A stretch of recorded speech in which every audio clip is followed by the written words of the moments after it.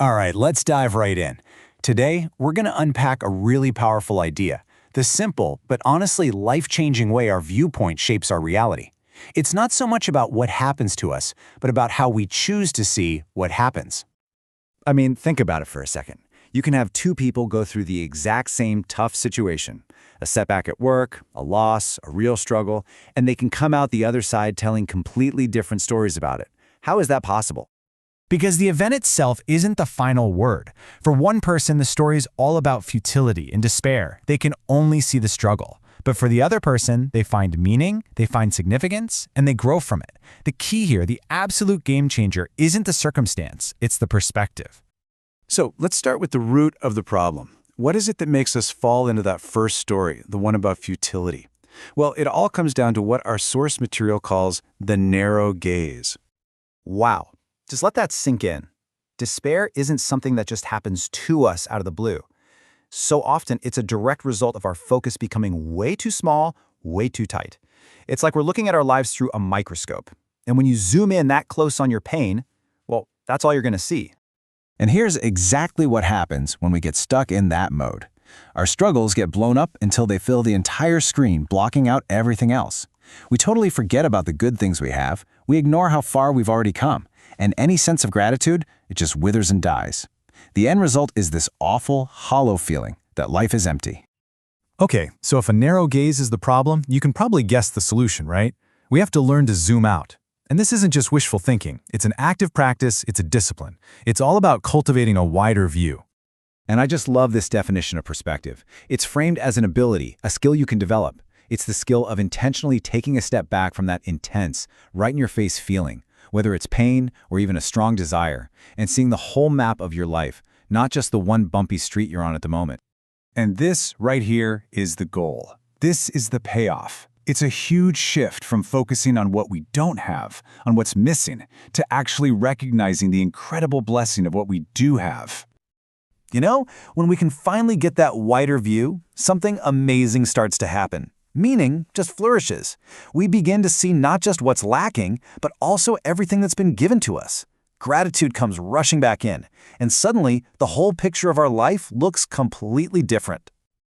Okay, so that sounds great in theory, right? But how do we actually do it? How do we make this real? Let's get practical and open up the toolkit. It really boils down to two core practices, two mental muscles that we just have to exercise.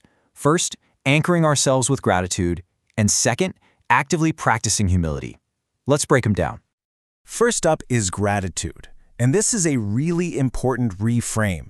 Gratitude isn't about pretending the bad things don't exist or that you're not hurting. It is not denial. It's about proportion. It's the tool that lets us see our sorrows and our struggles clearly, but without letting them become the only thing we see. You know, without gratitude, it's like we're drowning in this mindset of scarcity, constantly thinking about what we don't have. But with gratitude, we start noticing the abundance that's all around us.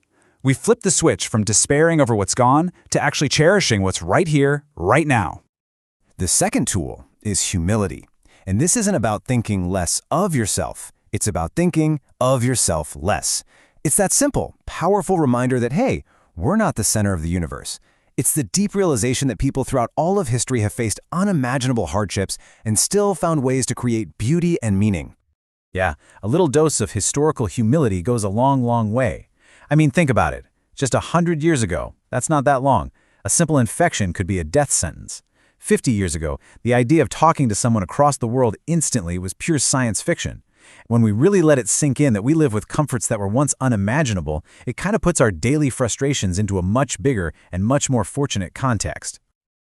All right, let's make this super practical. Picture a classic everyday frustration. You're late, you're stuck in bumper-to-bumper traffic. That narrow gaze just takes over, right? You feel angry, you feel helpless, and it feels like your whole day is ruined. But what if we actually use our toolkit in that moment? What does a wider view remind us of? Well, it reminds us that this delay is pretty trivial compared to, say, our health. It reminds us of the incredible privilege of just being safe inside a car, on a paved road, with a place to go. It connects us back to the simple, almost miraculous gift of just being alive to even experience this annoying moment.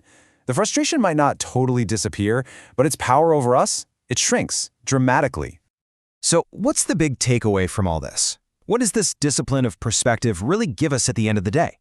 Well, it's about learning to see life whole. And this really gets to the heart of it. This whole idea isn't about trying to create a life that's free from pain or struggle, because that's impossible.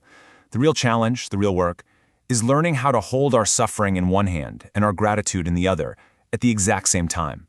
It's about seeing the complete picture. And when we practice this, something truly transformative happens. The mundane, ordinary parts of life, they start to glow. A simple cup of coffee, a conversation with a friend, the feeling of the sun on your face. They stop being things we just rush past. They become luminous, filled with a meaning that was there all along, but we were just too zoomed in to see it. So I'll leave you with this question to chew on. We know suffering is a given. It's just part of being human. The real question is, what else will you choose to see? What good, what beauty, what blessings will you intentionally place alongside the struggle so that you can see your life whole?